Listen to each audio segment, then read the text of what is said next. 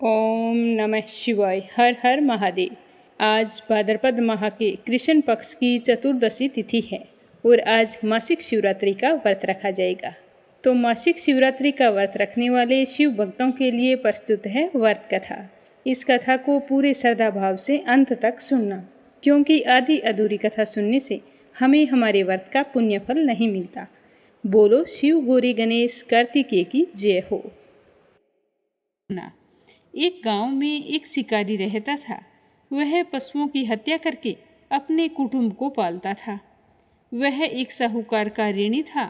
समय पर कर्जा ना चुका पाने के कारण साहूकार को गुस्सा आ गया, तो साहूकार ने क्रोधवश शिकारी को शिव मठ में बंदी बना लिया। संयोग से उस दिन शिवरात्रि थी। शिकारी ध्यान मगन होकर शिव संबंधी सारी धार्मिक बातें ध्यान से सुनता रहा। चतुर्दशी को उसने शिवरात्रि की कथा भी सुनी। जैसे ही शाम हुई तो साहूकार ने शिकारी को अपने पास बुलाया और पूछा कि तुम मेरा कर्जा कब तक चुका दोगे।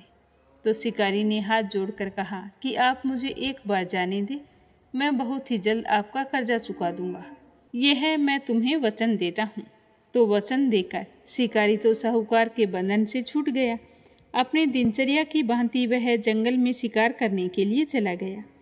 लेकिन दिन भर बंदी गृह में रहने के कारण वह भूख प्यास से व्याकुल था। शिकार करने के लिए वह एक तालाब के किनारे बेल वृक्ष पर पड़ाव बनाने लगा। बेल वृक्ष के नीचे शिवलिंग था जो बेल पत्रों से ढका हुआ था। शिकारी को उस बात का पता नहीं था। पड़ाव बनाते समय जो उसने टहनियाँ तोड़ी वे संयोग से शिवलिंग पर गिर गई। इस प्रकार दिन भर भूखे प्यासे शिकारी का व्रत हो गया और शिवलिंग पर बेल पत्र भी चढ़ गए। एक पहर बीत जाने पर एक गर्भिणी हिरनी वहां पर पानी पीने के लिए तालाब पर आई। तो शिकारी ने जैसे ही उसे देखा तो अपने धनुष पर तीर चढ़ाकर ज्यों ही प्रत्यंचा खींची तो वह हिरनी कहने लगी कि मैं गर्भवती हूँ, बहुत ही जल्द प्रसव करने वाली हूँ। क्या तुम मेरे साथ साथ मेरे बच्चे की भी हत्या करोगे? ऐसा करना तुम्हारे लिए ठीक नहीं है। मैं तुमसे अपने बच्चे का जीवन दान मांगती हूँ और मैं तुम्हें वचन देती हूँ कि अपने बच्चे को जन्म देते ही यहाँ पर लौट आऊँगी, फिर तुम मुझे मार लेना। तो शिकारी को उस पर दया आ गई और उसे जाने दिया। तो शिकारी ने प्रत्यंचा ढीली कर दी और वह हिरनी खुशी से उछलती हुई झाड़ियों में लुप्त हो गई। थोड़ी ही देर बाद में एक और हिरनी वहाँ से निकली तो देखकर शिकारी की खुशी का कोई ठिकाना ना रहा। समीप आने पर फिर उसने धनुष पर बाण चढ़ाया। तब उसे देखकर वह हिरनी विनम्रतापूर्वक निवेदन करने लगी कि हे पारदी, मैं थोड़ी देर पहले ही ऋतु से निवृत्त हुई हूँ। कामातुर हिरनी हूँ, अपने प्रियतम की खोज में भटक रही हूँ।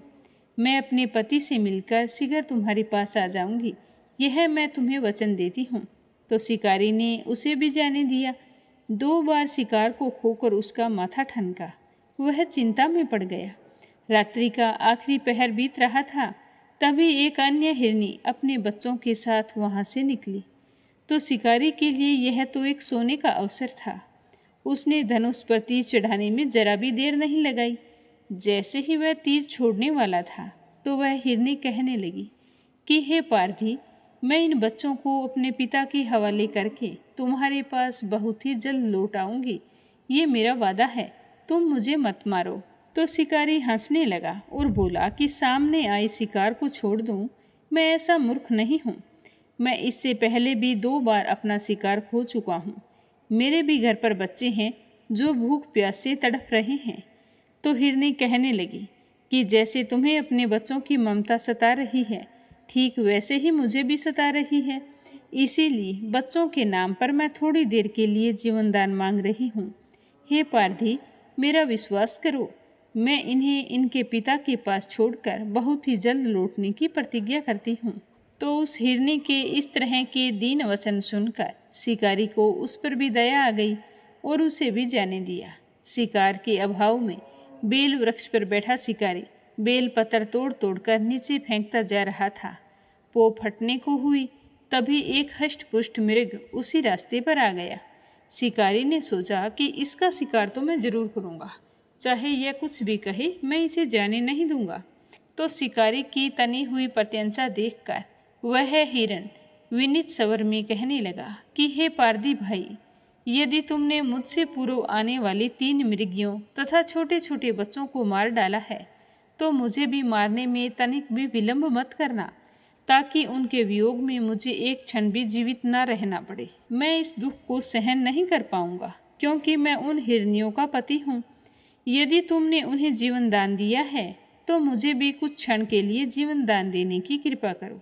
मैं तुमसे वादा करता हूँ कि उन तीनों से मिलने के बाद में बहुत ही जल्द तुम्हारे सामने उपस्थित हो जाऊंगा।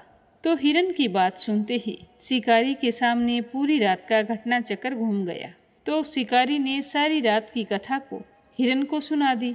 तो हिरन कहने लगा कि मेरी तीनों पत्नियां जिस प्रकार प्रतिज्ञा करके गई है, मेरी मृत्यु हो जाने से वे अपने धर्म का पालन नहीं कर पाएंगी तो तुम्हारे पास कैसे आएंगी।